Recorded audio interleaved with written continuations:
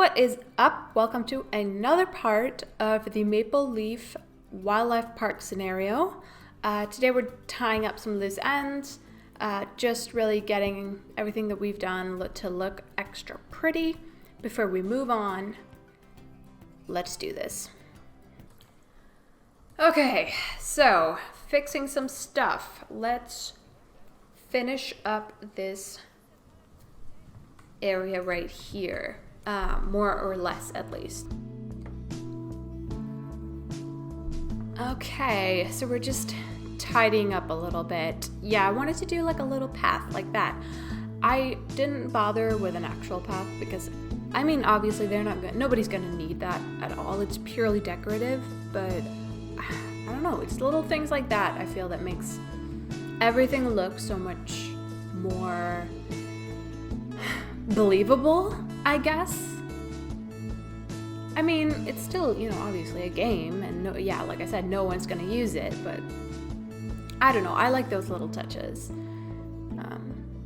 that seem like they would be more messy than you'd like, but it's the little messy things, like having a plug next to that door, which might not look very nice, like in real life, it's not a pretty thing to have, it adds some more texture, some more interest, and just makes the whole thing seem more realistic. I guess that really is the word, isn't it?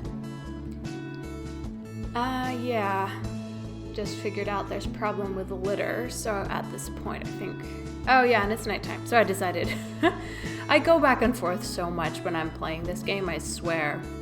It's like 1 second, oh yeah, I'm just gonna do this. Oh, but wait, there are these 5 things that I'm just gonna do before I do the thing I said I was gonna do. But we're doing lighting now because it's nighttime and you can actually see what you're doing. I took a while deciding on a type of path light. I think this one's quite nice. I think I could have probably done a better job with placing them in some places. And obviously some of them aren't gonna light up because there's no power in the area that they're in. But hopefully that will all work out as we move further into the landscape of the zoo. We're gonna make Bernie proud. So I think the lighting is almost done, and then, oh gosh, I don't even remember what we move on to after this. I will say pretty soon, I think there will be another time lapse where I'm gonna do a voiceover.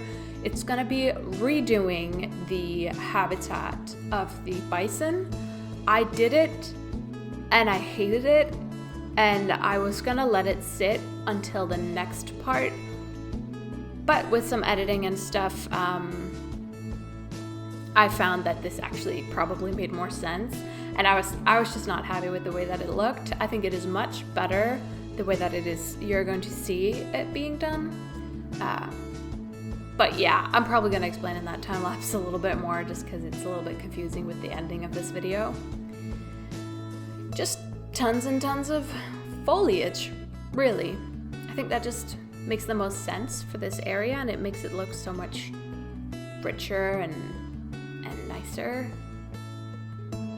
Obviously this is just a wide plains kind of an area, and I could have left it like that. That would have been so boring.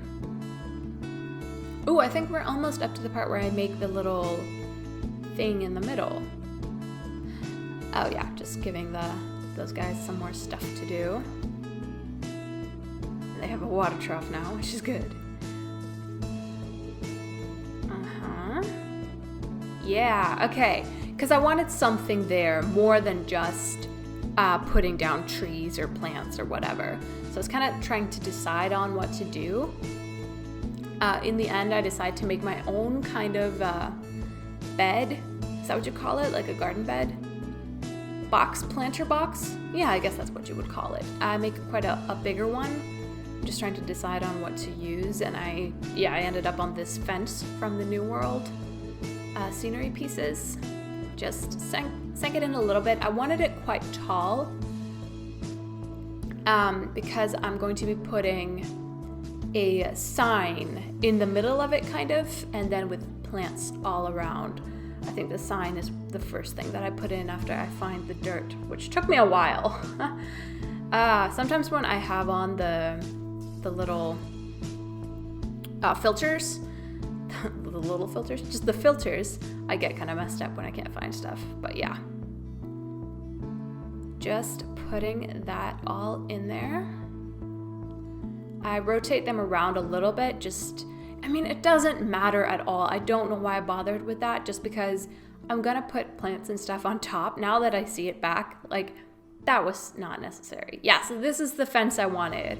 I thought it was absolutely perfect. Obviously, it's right in front of the bison habitat. And I put in these little poles just to make it seem like, I don't know, like it makes sense that it would be there. And then I take a little while, because I wanted to seem almost like those two bison on the sign are, I guess, like walking in a field.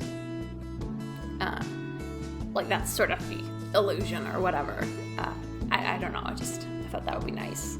So I end up, I think, with some plants, some green stuff towards the sign, and then some flowers around the edge. Yeah, I do end up on these. I just take some of it away again. It was a little bit difficult actually figuring out exactly how I wanted it. Also, again, I wanted to keep that kind of wild aesthetic. Oh gosh, I hate the words that I'm using to describe these things. I'm not very good at that. But yeah, the sort of wild theme we're going with. A little bit unkempt. So it's not pristine. It's still pretty good though. But yeah, I think we are about through. I don't think I'm going to be doing much more. Yeah, I decided to cut the grass, if you will. That's about it, really. Yeah. Okay. I dig that so much. Okay. Aw, it's a little calf. Oh gosh, the milk quality really is crap, isn't it? Okay. Deceased animal. Oh no.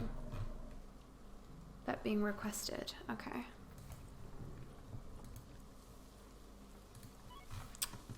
Okay, and we're done with this. Excellent. Oh, whoops, back on that. There we go. Okay. So what have we learned? Do we have more stuff for you? Oh, we do. Excellent. I do want you guys to have a rubbing pillar. Oh, I am very lazy, aren't I? I'm just gonna put this somewhere. And a large barrel feeder. Why is it red and blue there? Okay. I'm just not gonna question that. Okay.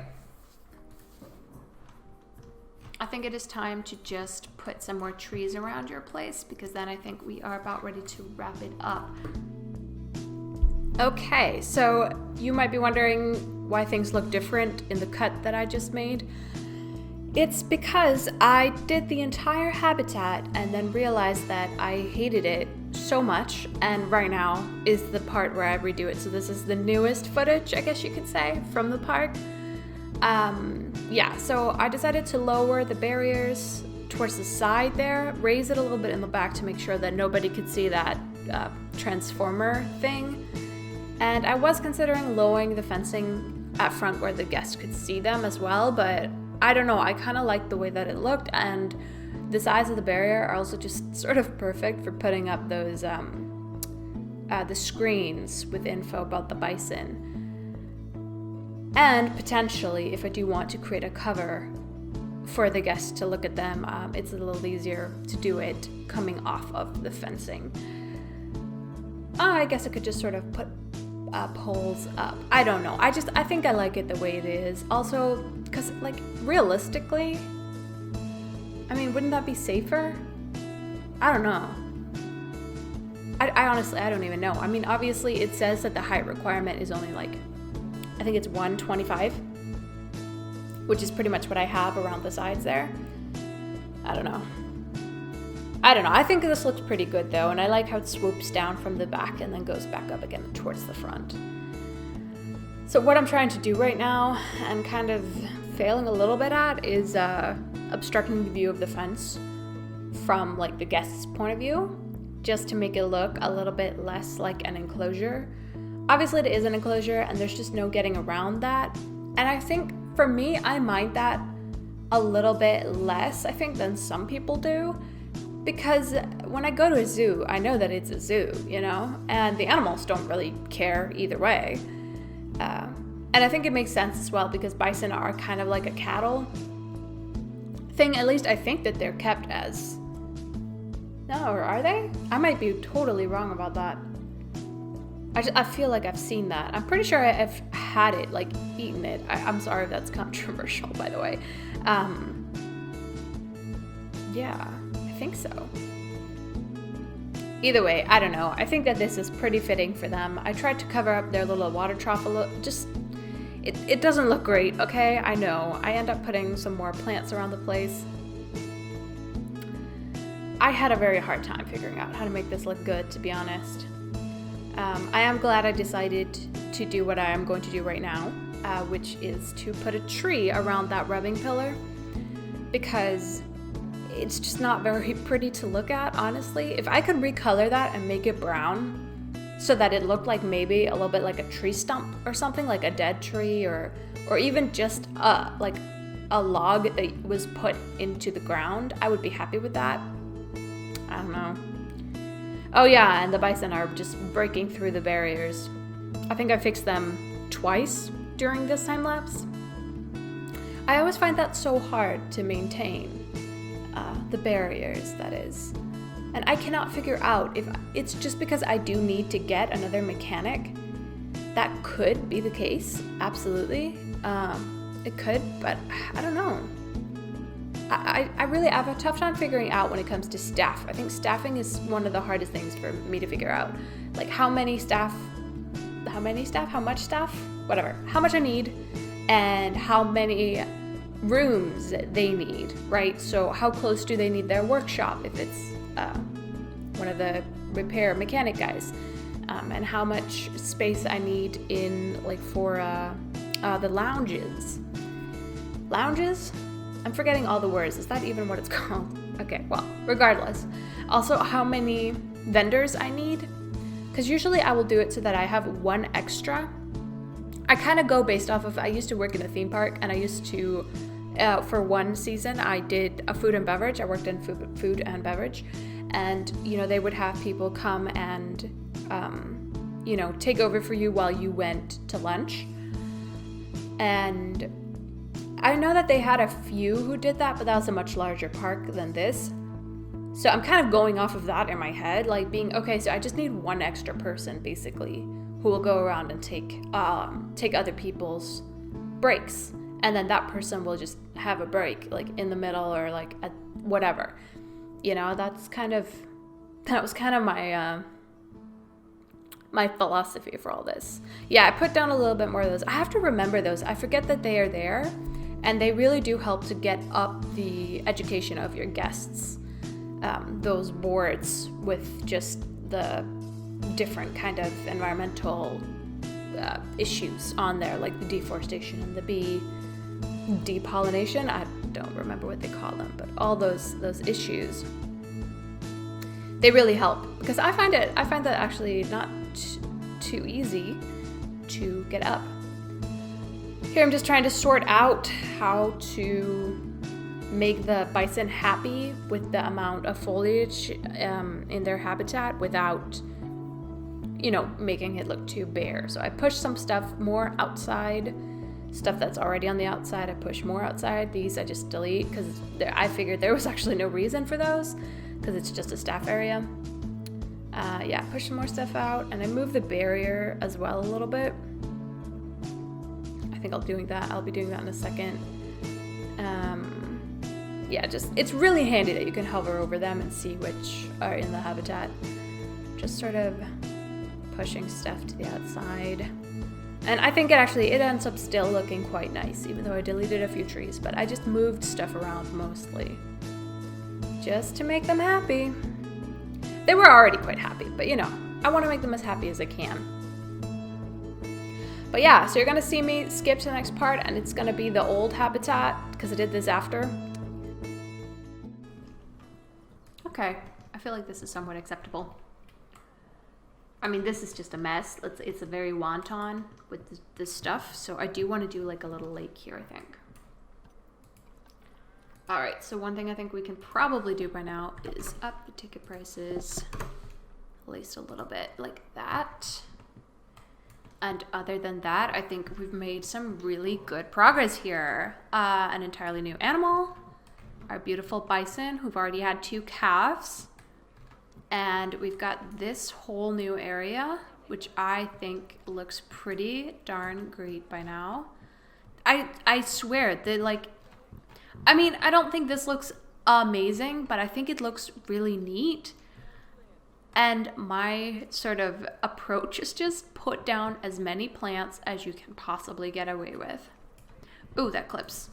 Ooh, that bothers me. Okay, we gotta move that. Can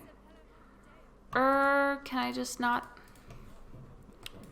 Well, that's not annoying at all. Let's just, there you go. Move that back a little bit and in a little bit. There you go. Anywhere else? Nope, looks pretty good to me. Okay.